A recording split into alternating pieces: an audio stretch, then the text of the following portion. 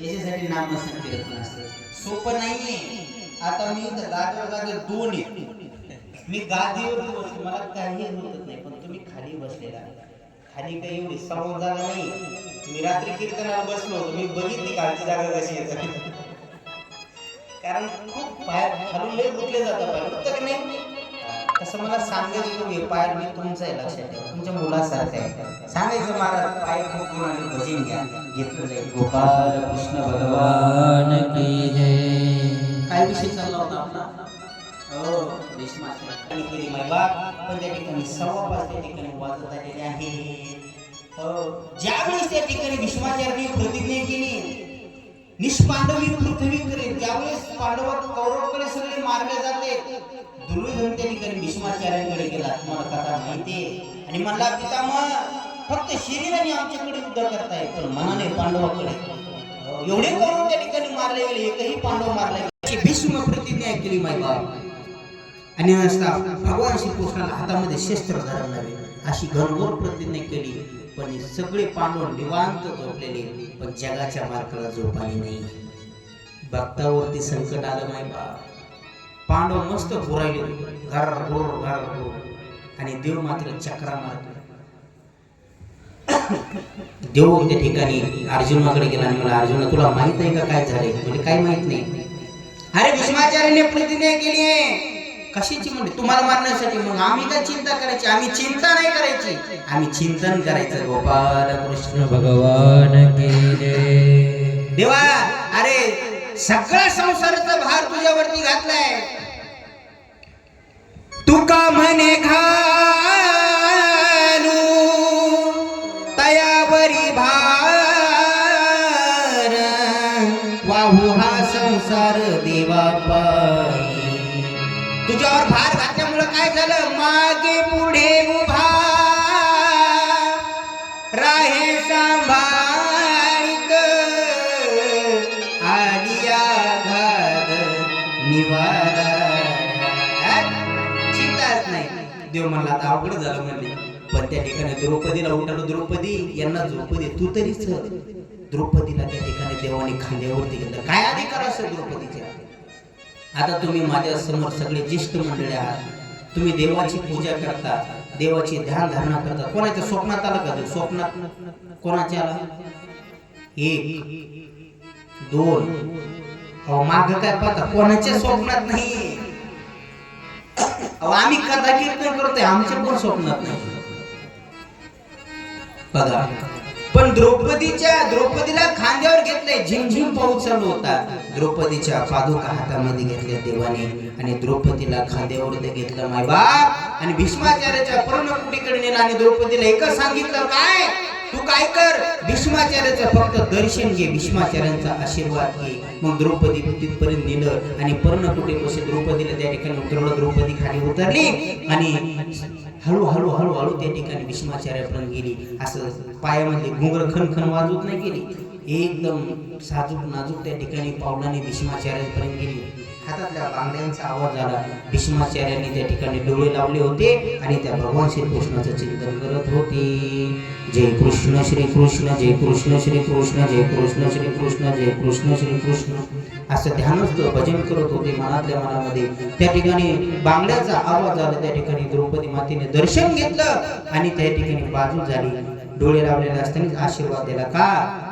कोणता आशीर्वाद दिला? अखंड सौभाग्यवती भव, असा आशीर्वाद दिल्यानंतर मग मात्र द्रौपदी माता बोलली, म्हणले भीष्माचार्य पितामह, आशीर्वाद या जन्माचा का पुढच्या जन्माचा? कारण का प्रतिज्ञा काय केली होती? निष्पांडवी पृथ्वी करेल. मग त्या भीष्माचार्याला आधी वाटलं की दुर्योधनाचीच बायको आली का पाया पडेल का? आशीर्वाद तर दिलाय, आणि मग डोळे उघडले, पाहताय द्रौपदी. आता मात्र भीष्माचार्यांना काही सुधरत नाही. पण आधी भीष्माचार्य म्हणले, तुला इथे नेमकं आणलंय कोण? त्याचं दर्शन मला करायचं. कोण आणलं होतं? सखाराम नाही, जगाच्या मालकाने भगवान कृष्णाने द्रौपदीला खांद्यावरती बसून आणलं होतं. आणि देव कुठं होता? पर्णकुटीमध्ये नाही, साईडला बसला होता. झिमझिम पोहोचला होता, असं घोंगडा अंगावर घेऊन बसला होता. द्रौपदीच्या खडावा साईडला होता. भीष्माचार्याने ते देवाचं रूप पाहिलं मायबाप, आणि डोळ्यामधून अश्रूच्या धारा व्हायला लागल्या. भीष्माचार्य रडायला लागले. देवाचा रूप पाहिला आणि देवाला म्हणायला लागले, देवा अरे किती काम करशील रे भक्तासाठी, किती भक्ताचं रक्षण करशील रे, काय काय रूप घेशील रे देवा, भक्ताच्या पादुका हातामध्ये घेऊन किती जळतील रे. म्हणून लक्षात ठेवा, भक्ती तशी करा, देव संरक्षण केल्याशिवाय.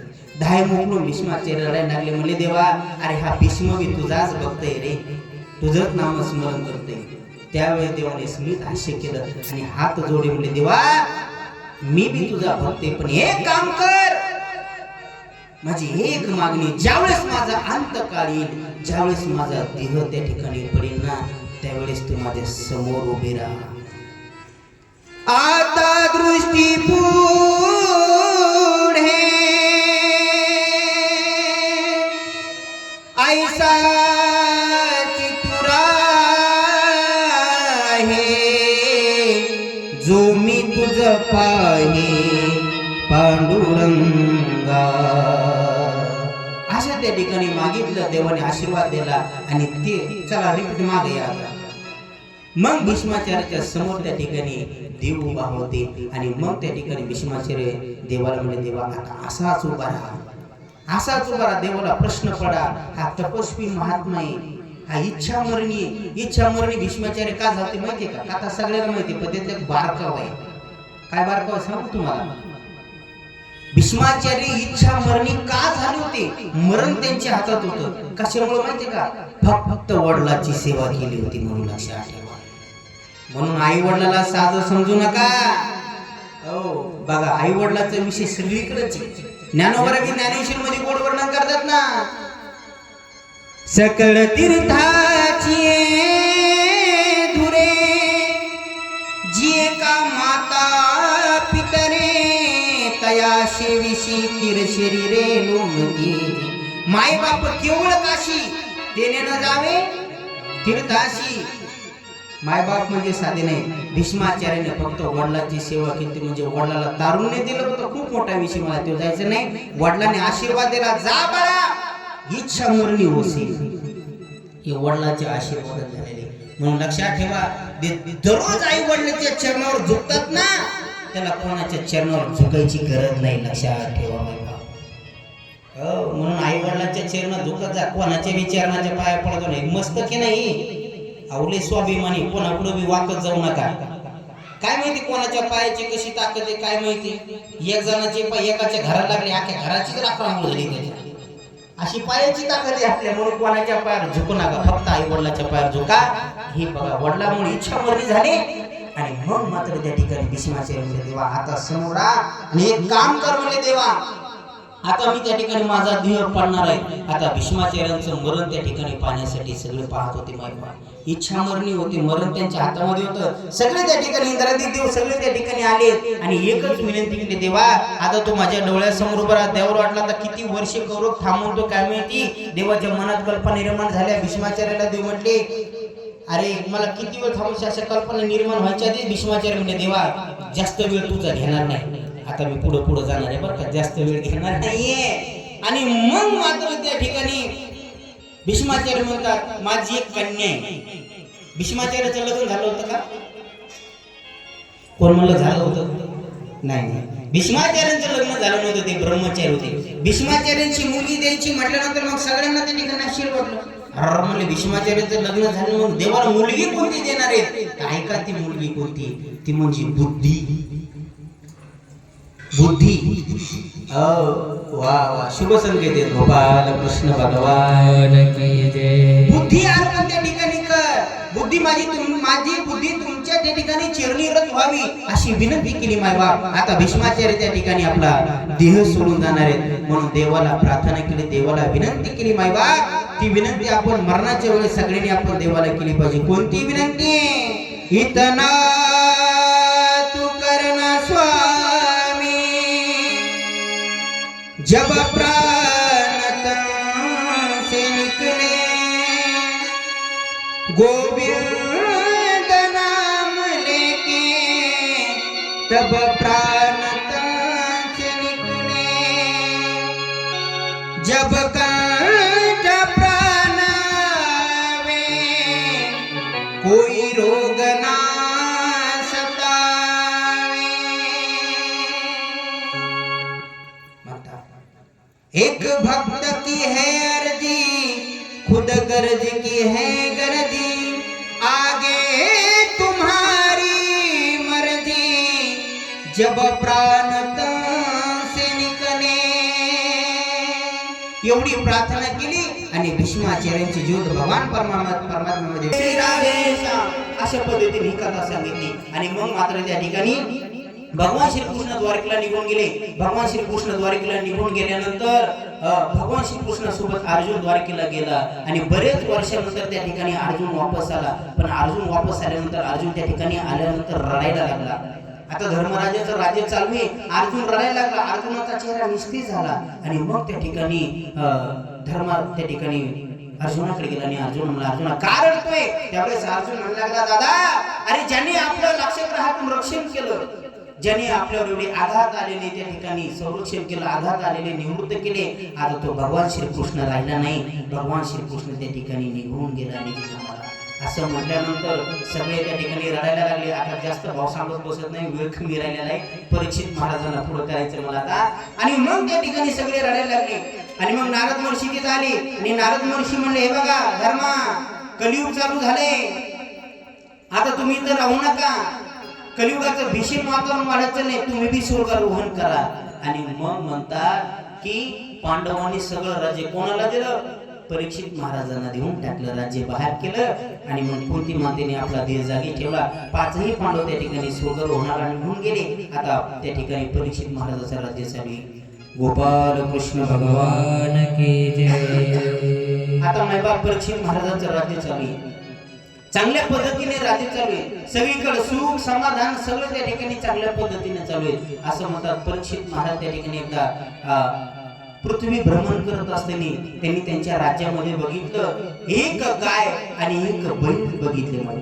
एक गाय आणि एक बैल बघितले आणि ते काळा कुट्ट पुरुष त्या ठिकाणी त्या बैलाला मारतोय, बैल रडतोय, त्या बैलाला एकच पाय. हे सगळं कृत्य बघितलं आणि त्या ठिकाणी परीक्षित महाराज म्हणले, आतापर्यंत माझ्या वाडवडिलांच्या राज्यामध्ये अशी घटना घडली नाही, माझ्या राज्यामध्ये घडते. त्यांनी भात्यातला बाण काढला आणि त्या काळ्या पुरुषाला, काळा पुरुष होता त्याला मारण्यासाठी सोडला. मग त्यावेळेस तो काळा पुरुष म्हणला, थांब राजे, मला तुम्ही मारू शकत नाहीये. कारण तो काळा पुरुष दुसरा तिसरा कोणी नव्हता, तो कलियुग होता. माय बाप गोपाल कृष्ण भगवान की जय. तो कलियुग होता. तुम्ही मला मारू शकत नाही. म्हणजे तू या गाईला आणि या बैलाला का मारतोय? तो मला आता माझा प्रादुर्भाव वाढाय, आता माझं जिकडं तिकडं माझ्या राज्य होणार. कोणाचं? कलियुगाचं. बैल म्हणजे कोण? त्याचा बी अर्थ आहे. बैल म्हणजे आपल्या शेतामध्ये काम करतो तो बैल नाही का? बैल म्हणजे धर्माचं प्रतीक मानले. सत्य, शौच, तप आणि धर्म म्हणजे हे त्या ठिकाणी धर्म सांगितले आहे. कलियुगामध्ये बघा, मी तुम्हाला पहिल्या श्लोकामध्ये सांगितलं, सत्यम नास्ति तपशौचम दया दानम न विद्यते. कलियुगामध्ये एकच फक्त दान राहिले, श्रेष्ठ दान म्हणजे ते अन्नदान. मायबा धर्म बी राहिला नाही, दया बी राहिली नाही आणि शौच बी राहिलं नाही. आणि मग माझाच प्रादुर्भाव आहे आणि असं त्या ठिकाणी सांगायला लागला. आणि ती गो माता होती, त्या गायीला मारला. गाय साधी नव्हती, गाय म्हणजे पृथ्वी माता होती. पृथ्वी माता रडत होती. पृथ्वी माता त्या ठिकाणी म्हणू लागली, या कलियुगामध्ये घोर पाप झालेला आहे, मला हे सहन होईना आता. हे कलियुगाचं म्हणणं त्या ठिकाणी मग सांगत असताना पृथ्वी माता ही त्या ठिकाणी रडायला लागली. आणि मग परीक्षित महाराज म्हणले, तू माझ्या राज्यातून निघून जा, इथं राहू नको. म्हणले, मी आता व्यापक, मी कुठं जाऊ शकत नाही, माझ्या राज्यात राहायचं नाही. त्यावेळेस तो कली म्हणला, मी जाऊ तरी कुठं? सगळीकडे तुमचंच राज्य आहे, तुमचं सगळीकडे राज्य, मी जाऊ तरी कुठं? मग म्हणले, तुला 4 ठिकाण देतो राहण्यासाठी. कोणत्या? ज्या ठिकाणी मद्यपान होते त्या ठिकाणी तू जाऊन राहा, ज्या ठिकाणी व्यभिचार होतात त्या ठिकाणी तू राहा. 4 ठिकाण दिले राहण्यासाठी. मद्यपान, हिंसा, वेश्यागमन आणि ज्या ठिकाणी द्यूत खेळले जाते अशी 4 ठिकाणं दिली. म्हणून असे 4ही ठिकाणामध्ये कली राहतो बरं का, लक्षात ठेवा. हो, ज्या ठिकाणी दारू पिली जाते, ज्या ठिकाणी दारूचे अड्डे कोणी माहिती का? कली म्हणजे कलह, कलह म्हणजे भांडण. बघा, दारूच्या अड्ड्यावर त्या ठिकाणी शांततेत बसून पितेत का? ती कशी पितेत? आता पिणारी तर कुणी नाही, कोणाला माहित, मारू मारू घेतात. कली ज्या ठिकाणी द्यूत खेळतात, द्यूत म्हणजे काय माहिती का, पत्ते खेळतात, तिथं कली आहे माय बाप, तिथं कल. आणि ज्या ठिकाणी हिंसा होते, हिंसा म्हणजे काय, ज्या ठिकाणी बकरी कोंबड्या वगैरे कापले जातात तिथं कलीचा वास लक्षात ठेवा. आणि ज्या ठिकाणी परस्त्री गमन होतं त्या ठिकाणी कलीचा वास आहे. कलह म्हणजे भांडण. मग त्या ठिकाणी तो कली हुशार होता. तुम्हाला राजा, अरे हे चारही जागा थर्ड क्लास आहेत, इथं जाणारे चांगले लोक आहेत का? म्हणजे इथं जाणारे चांगले लोक नाहीये, चांगली जागा दे. त्यावेळेस मग चांगली जागा म्हणले कोणती, जा म्हणजे सोन्यामध्ये जाऊन राहा. सोन्यामध्ये, आपल्या गावातला सोन्या नाही बरं का, तुमच्या गळ्यातलं सोन आहे का, तसं सोन्यामध्ये जाऊन राहा म्हणले. म्हणजे सोन्यामध्ये काय आहे, सुवर्णामध्ये काय आहे, कली. कली कली म्हणजे कलह, भांडण. तुम्ही असाल महाराज आमच्या गळ्यामध्ये सोन आहे, मग आम्ही आता काढून काय करायचं, ते काही नाही, जाताना माझ्या पिशवीमध्ये द्यायचं, मी जातो. गोपाल कृष्ण भगवान की जय. बघा, सुवर्णामध्ये विचार करून जे कमवलेलं धन आहे, सोने, त्याच्यामध्ये कलेचा वास आहे.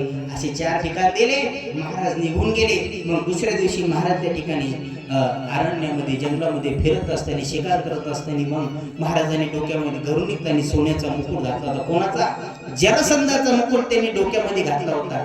जरासंधाचा मुकुट हा अनितीने आणलेला होता माय बाप. कलीने त्या डोक्यामध्ये प्रवेश केला आणि मग प्रवेश केल्यानंतर महाराजांचं डोकं त्या ठिकाणी फिरलं माय बाप. आणि महाराज त्या ठिकाणी मृगाची शिकार करण्यासाठी त्या अरण्यामध्ये फिरत होते. फिरत फिरत महाराजांना भूक लागली, तहान लागली, अन्न पाण्या वाचून जीव व्याकुळ होते महाराजांचा. महाराजांनी एक आश्रम त्या ठिकाणी बघितला. त्या आश्रमामध्ये महाराज त्या ठिकाणी गेले आणि साधू पुरुष त्या ठिकाणी ध्यान करत बसले होते. आणि महाराज मोठ्याने म्हणायला लागले, मला तहान लागली, मला पाणी द्या, मला भूक लागली, मला फळं द्या. आता ते साधू मायबाप समाधी अवस्थेमध्ये ध्यानामध्ये गेले. मनुष्य समाधी अवस्थेत गेल्यानंतर कुठल्याच प्रकारचं ध्यान राहत नाही. हो, एकदा ध्यानस्थ बसला ना मग काहीही कळत नाही मायबाप. विषयी विसर पडिला निशेष, अंगी ब्रह्मरस ठसावला. समाधी अवस्थेमध्ये महाराज गेले. एक नाही दोन म्हणतात. महाराजांनंतर तो महाराजांचा मुलगा होता शृंगी. शृंगीला त्या आश्रमामधल्या मुलांनी सांगितलं, अरे तुझा बाप, तुझ्या वडिलांच्या गळ्यामध्ये कोणीतरी साप टाकलाय. तो साधूचा मुलगा होता माय बाप. त्या शृंगी त्या ठिकाणी गंगेवर स्नान करण्यासाठी गेलो होता. त्याला राग आला. त्याने हातामध्ये पाणी घेतलं आणि अभिमंत्रित केलं आणि शाप दिला, ज्याने माझ्या पित्याचा, देवता रूप पित्याचा ज्यांनी अपमान केला, ज्यांनी माझ्या वडिलांच्या गळ्यामध्ये साप टाकलाय, त्याचा 7 दिवसामध्ये तक्षक नावाचा साप जाऊन मृत्यू होईल, असा शाप दिला आणि पाणी सोडून दिलं माय बाप. गोपाल कृष्ण भगवान की जय. आणि मग मात्र तो रडत रडत घरी आला. घरी आल्यानंतर वडिलापाशी रडायला लागला. तो साप बाजूला काढला. महाराज समाधीमधून आले, बाहेर आले. म्हणले का रडतोय, हे कृत्य कोणी केलं? मग तो सांगायला लागला, बाबा मी कोणीही कृत्य केले मला माहित नाही, पण मी शाप मात्र देऊन टाकलाय. महाराज परत अंतर्धान झाले आणि मनामध्ये विचार केला. या ठिकाणी राजा परीक्षित आला होता. परीक्षित महाराजांनी परीक्षित महाराजांच्या हातून कृत्य घडले. मग ते पुन्हा जागे झाले. मुले समाधीतून साधू बाहेर आले. म्हणले, अरे बाळा हे काय केलं रे? अरे गाईचं, ब्राह्मणाचं, धर्माचं रक्षण करणारा फक्त कलियुगामध्ये तेवढाच राजा राहिला होता आणि त्या राजाला बी तो संपून टाकलं रे. अरे कोणी छळलं, कोणी त्रास दिला म्हणजे आपण